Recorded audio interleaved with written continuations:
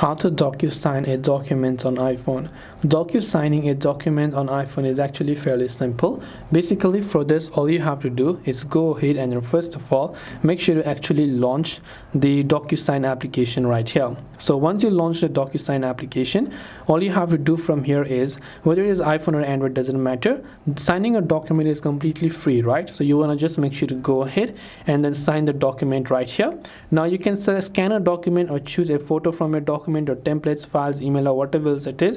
You can tap on the photos option right here and simply select the document that you would like to sign, and basically once you have done that, you can add your digital signature to it to sign it by tapping the next option right here, and it will ask you to create your initials. Tap on create initials, just make sure to type in your signature here, and it will automatically scan the signature and then put it into the document that you just kept.